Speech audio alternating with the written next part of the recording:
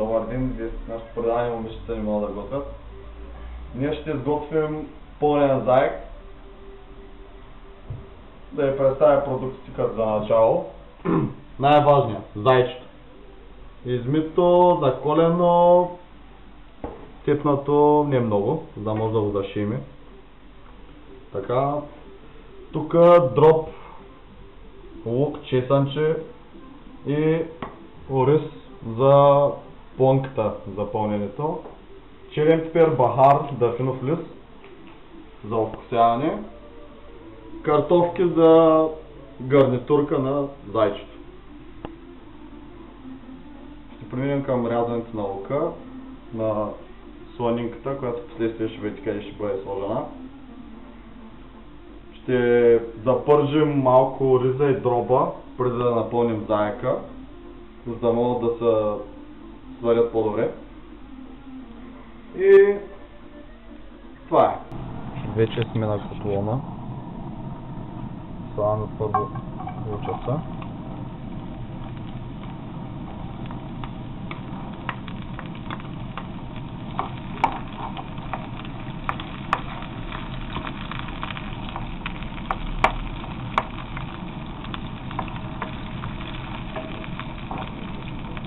После дроба.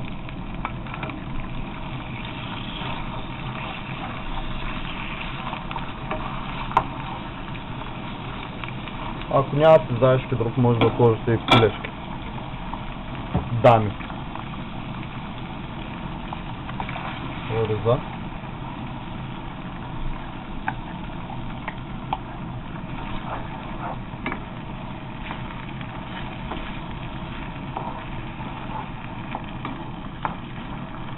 Трябва ориза хубаво добре да побелее.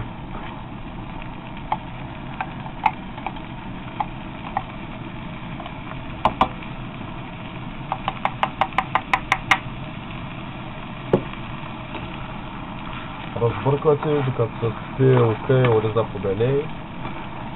Дроба също смени цвета си. Ако искате, може да сложите малко винци, да смени аромата.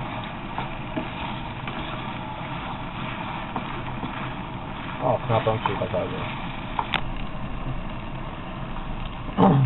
Сложихме малко винци, да повре. Сложи винци. Така. Сега ще сложим малко черен пипер.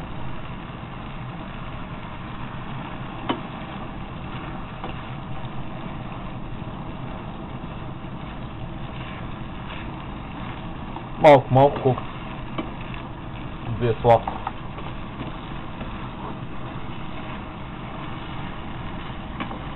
Както виждате, почва да става като кашичка. Към това се стремим, дами.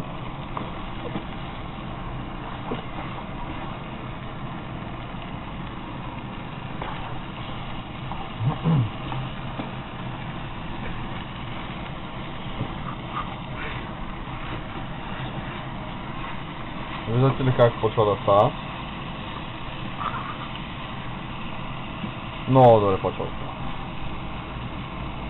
И много хубаво почва да мириш.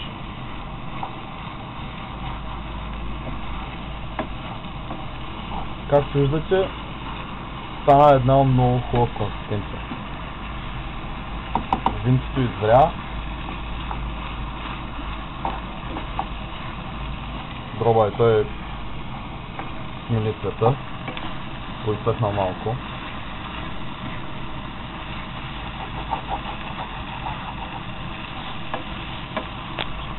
Изключваме котлона и преминаваме към пълненето на заека. Като плънката е готова, почваме да пълним зайчето.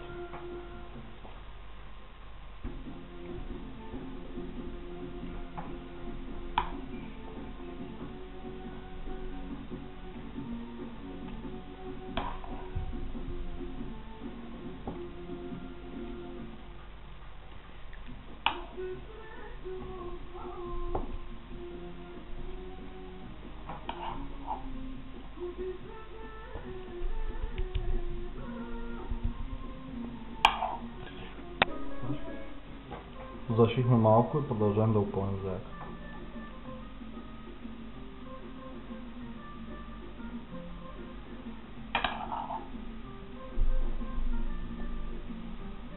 Пълните го байчето, дами.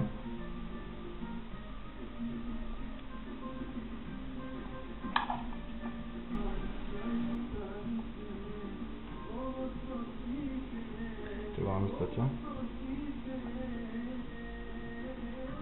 И шиме. Предполагам може да шиете, ние като готвенето.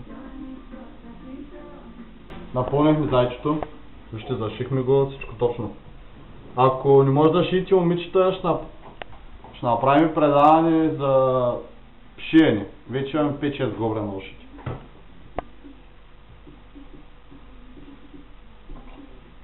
Става бременничко. Чесънчета, след малко ще видите за какво са. Слагаме картофките страни. Падат малко. Пота.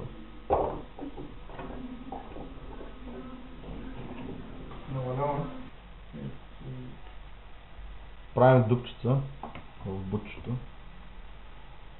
Слагаме чесънче и сланинка. Ако влезе, разбира се.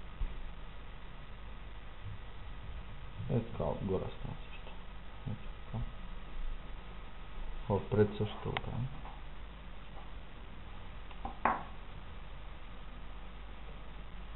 Чесънче. Сланинка. Тук няма да дупчим по средата, защото има плънка там. Останалите чесънчета ги пускаме някъде. Може да сложите така сланинката.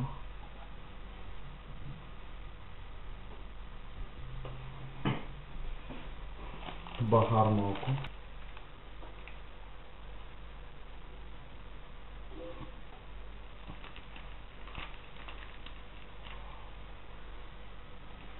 Дъхна флюс.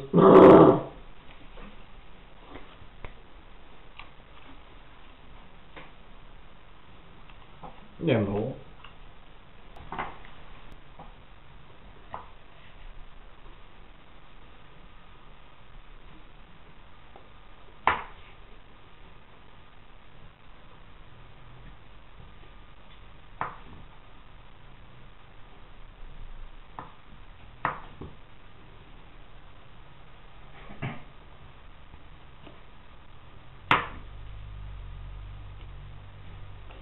Е достатъчно.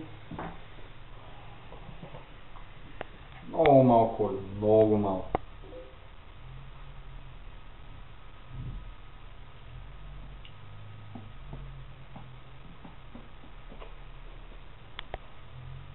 Случится.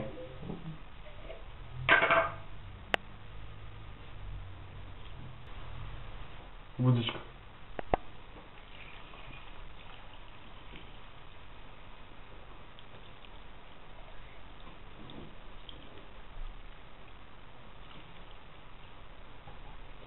Да покрие картофките. На местата.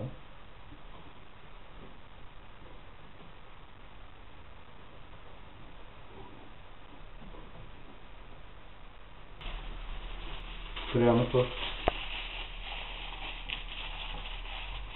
японска фолия. Това е цялото изкуство за пълнения заек. Сега отиваме да го печем в фурната. Около 2 часа, 2 часа и половина трябва да стои в фурната, на предварително загрята фурна на не повече от 300 градуса. Лекичко да къкре, да бяга из невята, момичета. Отиваме към фурната. Здравейте отново, края на нашата рецепта. Нашето зайче вече е готово, след 2 часа и 15 минути във фурната. Като за финал на днешния епизод искам да кажа, момичета, извадете си ръцете от газа.